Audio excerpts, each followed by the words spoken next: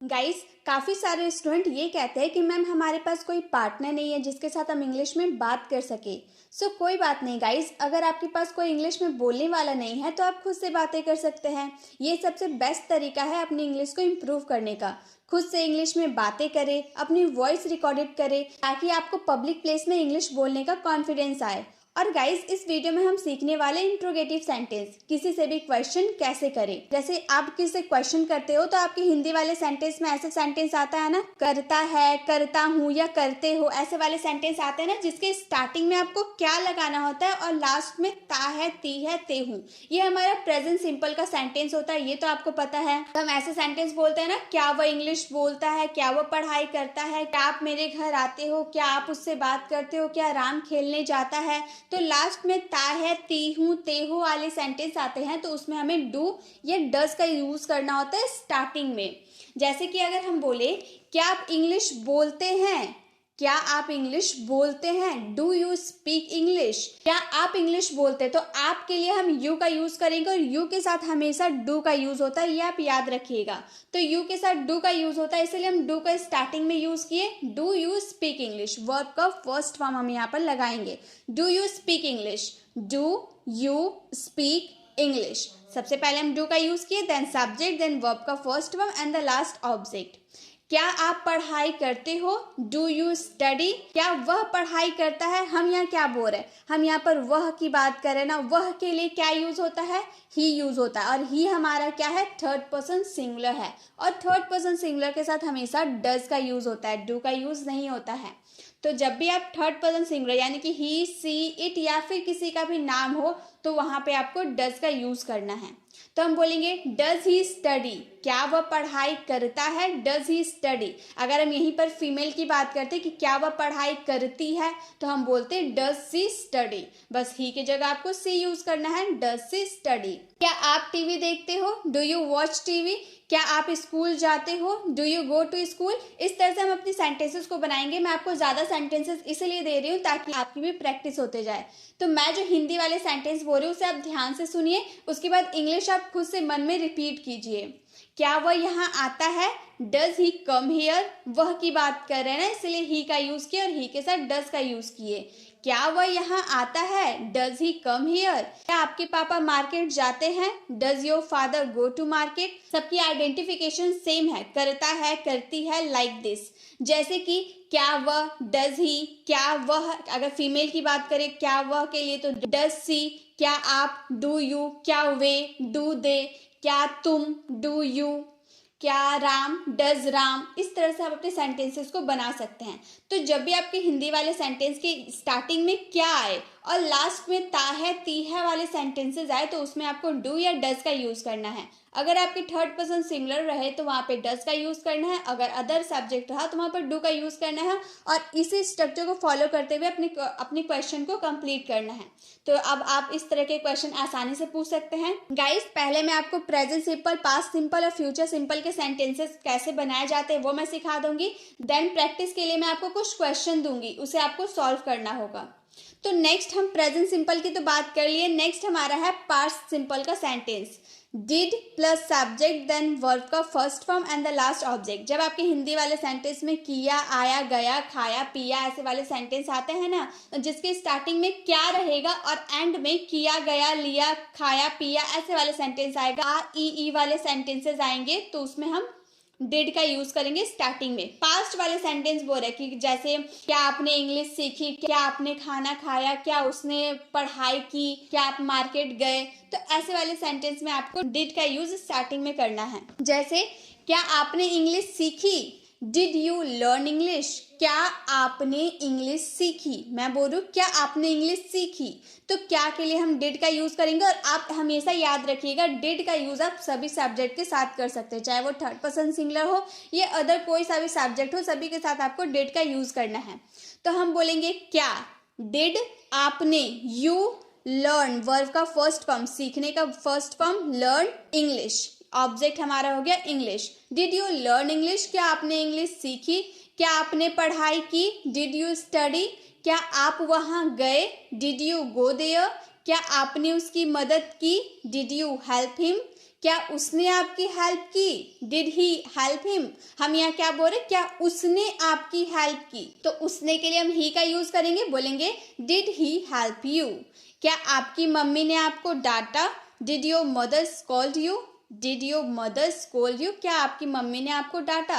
तो इस तरह से आप पास्ट सिंपल में कोई सा भी सेंटेंस को बना सकते हैं। आपको पहचानना कैसे है कि ये पास्ट सिंपल का सेंटेंस है, आपको ये स्ट्रक्चर को फॉलो करना है। आपके हिंदी वाले सेंटेंस के स्टार्टिंग में तो क्या आएगा और लास्ट में किया, गया, खाया, पिया, मतलब आ ई वाले सेंटेंसेस लास्ट में आएंगे। किया, की, गया, गई, मतलब आ ई तो आ रहा है ना आपके सेंटेंस के लास्ट में, तो उसी में आपको डिड का यूज करना है। नेक्स्ट है हमारा फ्यूचर सिंपल का सेंटेंस। सबसे पहले आपको विल का यूज करना है, देन सब्जेक्ट, देन वर्ब का first form and the last object. आपका आइडेंटिफिकेशन है गा, गे, गी। जैसे हिंदी वाले सेंटेंस ऐसे बोलते हैं ना, क्या वो जाएगा, क्या वो खाएगा, क्या आप इंग्लिश बोलेंगे, क्या आप पढ़ाई करेंगे, क्या वो होमवर्क करेगा, क्या आप मेरे साथ घूमने जाएंगे।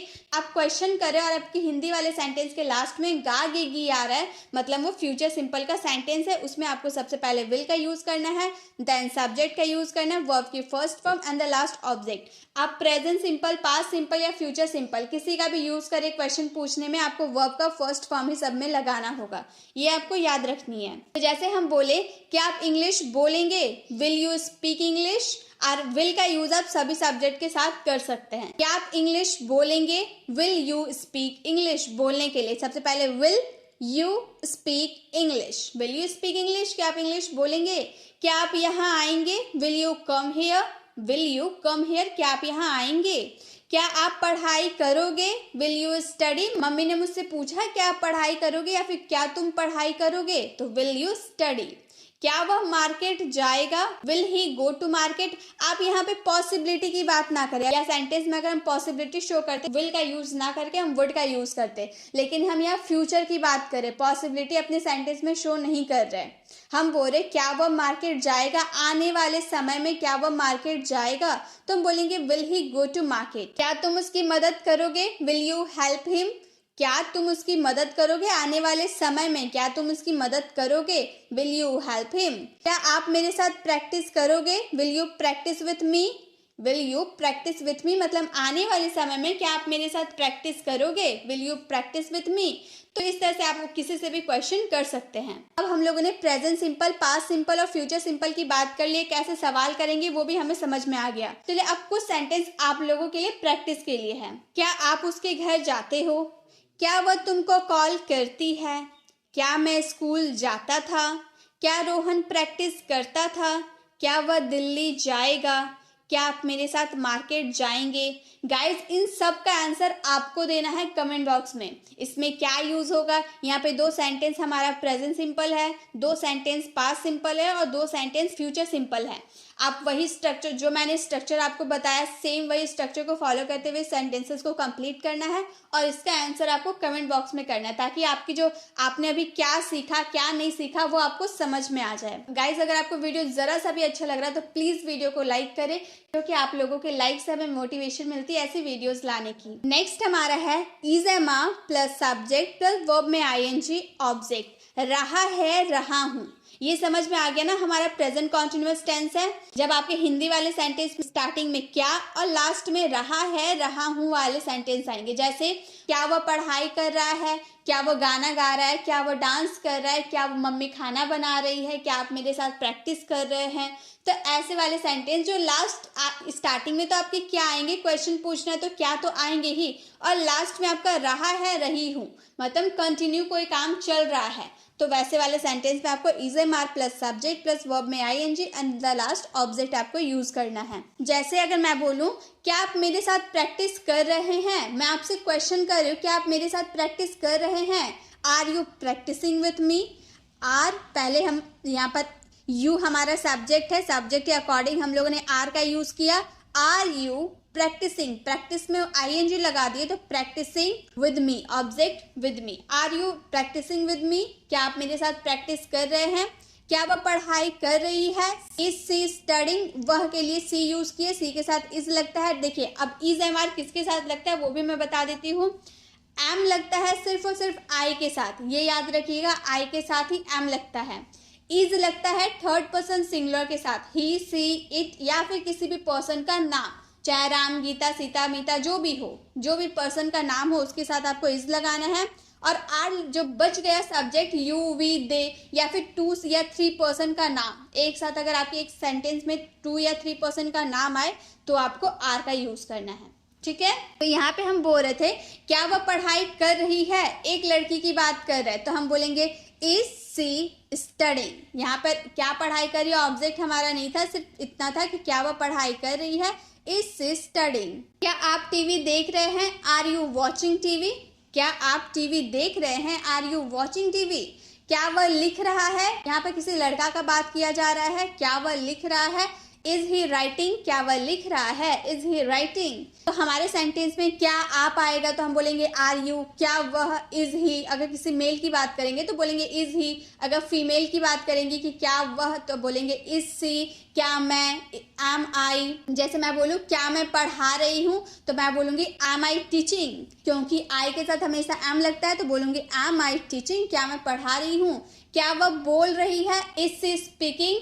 क्या वे देख रहे हैं, आर दे वॉचिंग। तो इस तरह से आप समझ सकते हैं कि प्रेजेंट कॉन्टिन्यूअस वाले सेंटेंसेस किसी से भी सवाल कैसे किया जाता है। तो ये तो हो गया कंप्लीट। अब है was verb plus subject plus verb में आईएनजी प्लस ऑब्जेक्ट। आप समझ गए कि ये हमारा पास्ट कॉन्टिन्यूअस टेंस का सेंटेंस है, जो स्टार्टिंग में आपके हिंदी वाले सेंटेंस में क्या आएंगे लेकिन लास्ट में आपका रहा था, रही थी, मतलब कोई काम पास्ट में कंटिन्यू चल रहा था, ऐसे वाले सेंटेंस हमारे पास्ट कॉन्टिन्यूअस टेंस होते हैं। इसमें ऐसे सेंटेंसेस आएंगे कि क्या आप स्कूल जा रहे थे, क्या आप इंग्लिश बोल रहे थे, क्या आप प्रैक्टिस कर रहे थे, क्या मम्मी खाना बना रही थी, क्या मैं समझा रही थी।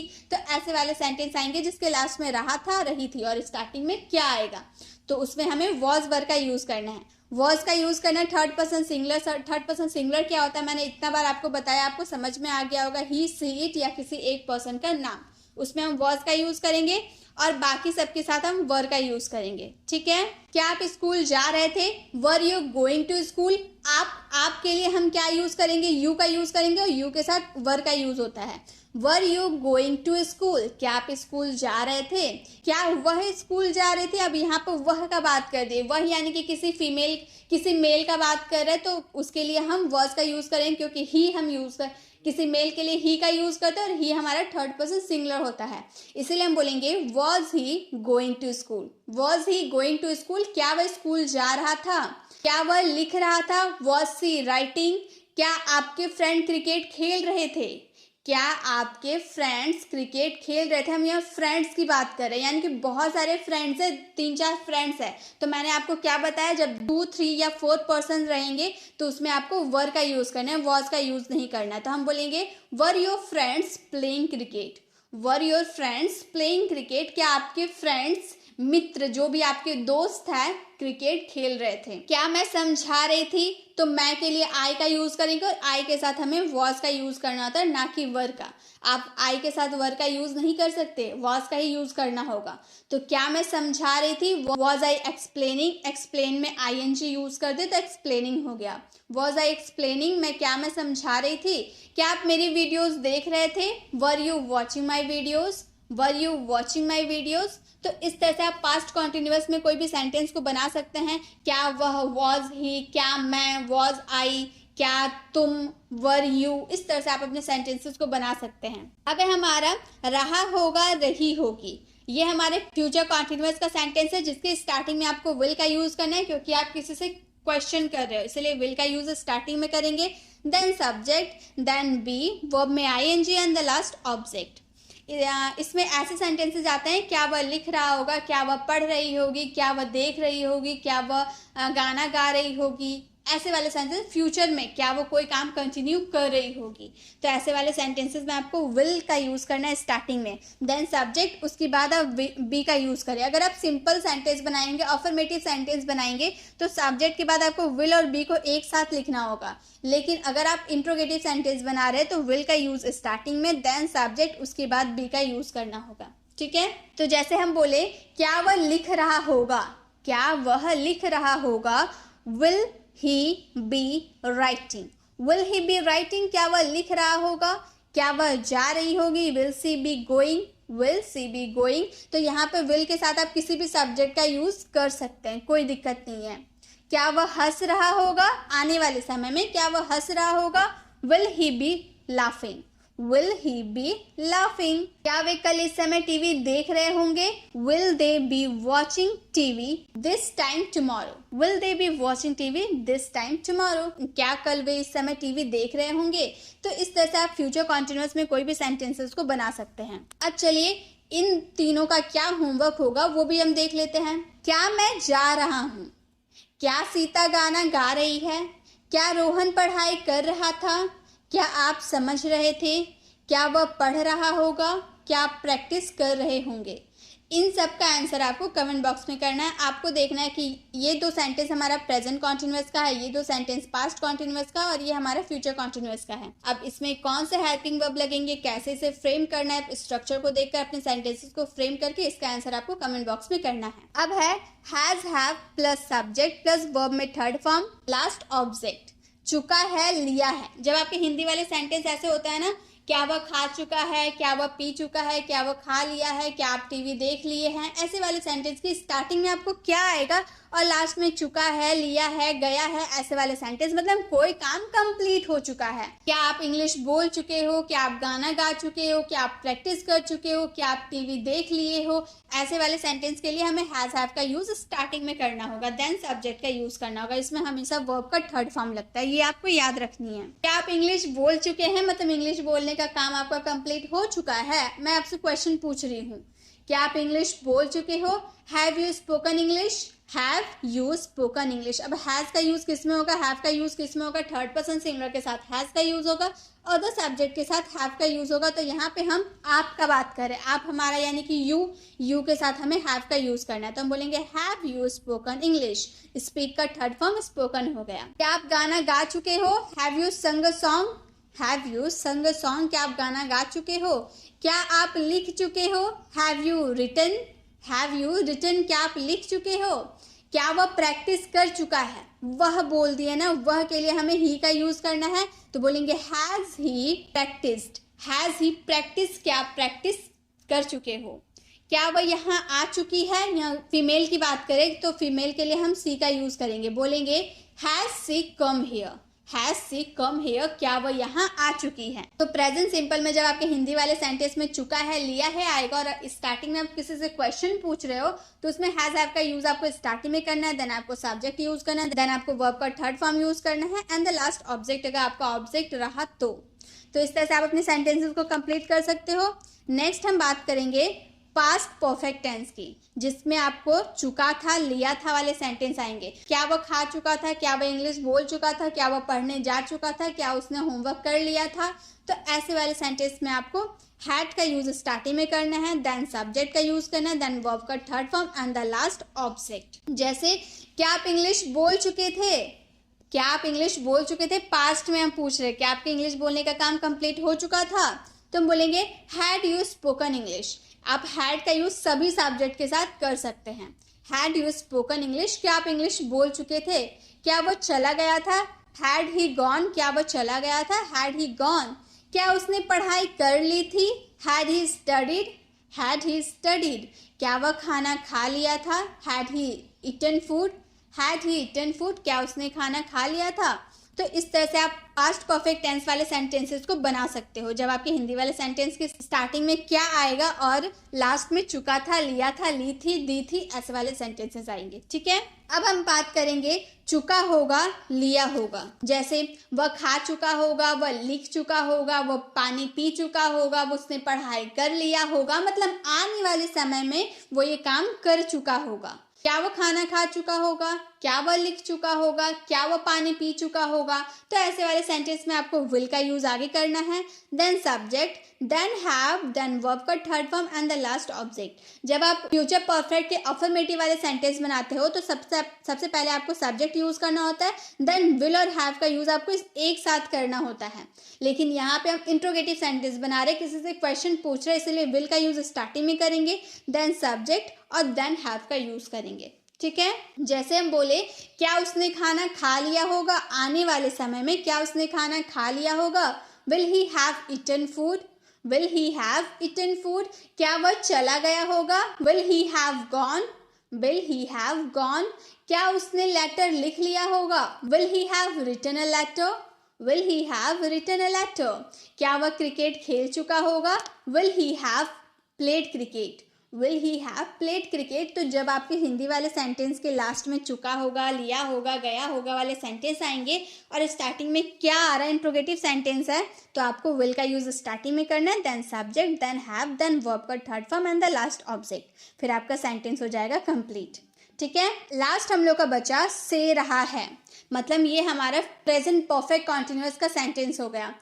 आप ऐसे वाले सेंटेंस बोलते हो ना, वो 2 घंटे से पढ़ाई कर रहा है, वह सुबह से आ रहा है, वह सुबह से खेल रहा है, आप रात से पढ़ रहे हैं, तो ऐसे वाले सेंटेंस से आ रहा है, कोई काम किसी समय से चलता आ रहा है, ऐसे वाले सेंटेंस में आपको हैज हैव का यूज स्टार्टिंग में करना है, देन सब्जेक्ट का यूज करना है, देन बीन, देन वर्ब में आईएनजी, देन ऑब्जेक्ट, और लास्ट में आपको सिंस और फोर का यूज करना है। हम सिंस का यूज पॉइंट ऑफ टाइम के लिए करेंगे और फोर का यूज हम टाइम ड्यूरेशन के लिए करेंगे।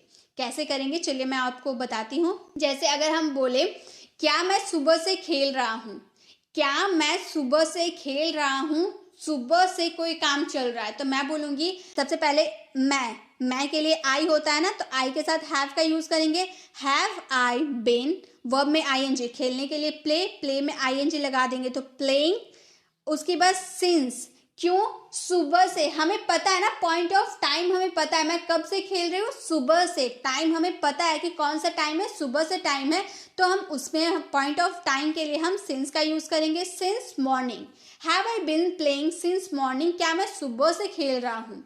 अगर हम बोले क्या वह 2 घंटे से इंतजार कर रही है, तो क्या वह एक लड़की है, तो लड़की के लिए हम हैज का यूज करेंगे, हैज सी बिन, इंतजार करने के लिए वेट में आईएनजी लगा देंगे तो वेटिंग, 2 घंटे से, अब 2 घंटे पहले कितना बज रहा था, 2 बज रहा था, 4 बज रहा था, 5 बज रहा था, 10 बज रहा था, कितना बज रहा था वो हमें नहीं पता, हमें पॉइंट ऑफ टाइम नहीं पता है, सिर्फ इतना पता है कि वो 2 घंटे से इंतजार कर रही थी, 2 घंटा पहले कितना भी बज रहा होगा हमें वो नहीं पता। तो ऐसे वाले जब आपको टाइम ड्यूरेशन पता हो तो उसमें आपको फोर का यूज करना है। सिंस का यूज पॉइंट ऑफ टाइम के लिए करेंगे, लेकिन फोर का यूज आप टाइम ड्यूरेशन के लिए करेंगे कि आपको पता नहीं कि कितने बजे से वो इंतजार कर रही, सिर्फ 2 घंटा बोला गया है तो हम बोलेंगे for 2 hours, has he been waiting for 2 hours, वह 2 घंटे से इंतजार कर रही थी। अगर हम बोले सुबह से, सिंस मॉर्निंग 2 घंटे से, फॉर 2 आवर्स 2016 से, सिंस 2016 5 साल से, 4-5 ईयर्स, इस तरह से हम सिंस और फोर का यूज करेंगे। क्या तुम ये बुक 2018 से लिख रहे हो, have you been writing this book since 2018, 2018 में पता है ना पॉइंट ऑफ टाइम क्या है, 2018 है, तो हम बोलेंगे have you been writing this book since 2018। तो सिंस और फोर का यूज कैसे करना है आपको सेंटेंस में आपको समझ में आ गया। अब ये चारों से रिलेटेड मैं आपको क्वेश्चन देती हूँ सॉल्व करने के लिए। क्या आप पढ़ चुके हैं, ये हमारा प्रेजेंट परफेक्ट का सेंटेंस है। क्या वह टीवी देख चुकी है, ये भी हमारा प्रेजेंट परफेक्ट का सेंटेंस है। क्या मम्मी खाना बना ली थी, ये हमारा पास्ट परफेक्ट का सेंटेंस है। क्या वह क्रिकेट खेल चुका था, ये भी हमारा पास्ट परफेक्ट का सेंटेंस है। क्या आप गाना गा लिए होंगे, ये हमारा फ्यूचर परफेक्ट का सेंटेंस है। क्या वह 2 घंटे से पढ़ रहा है, ये तो आपको समझ में आ गया ना कौन सा टेंस का सेंटेंस है, तो ये आप खुद से बना सकते हैं। अब इन सब का आंसर आपको कमेंट बॉक्स में करना है। इसी के साथ आपको वीडियो कैसी लगी कमेंट बताना बिल्कुल भी ना भूलें। अभी तक आपने हमारे चैनल को सब्सक्राइब नहीं किया तो जल्दी से करके बेल आइकन को जरूर क्लिक कीजिएगा ताकि आने वाली वीडियोस की नोटिफिकेशन आपको मिलती रहे। मिलते हैं नेक्स्ट वीडियो में, तब तक के लिए कीप लर्निंग।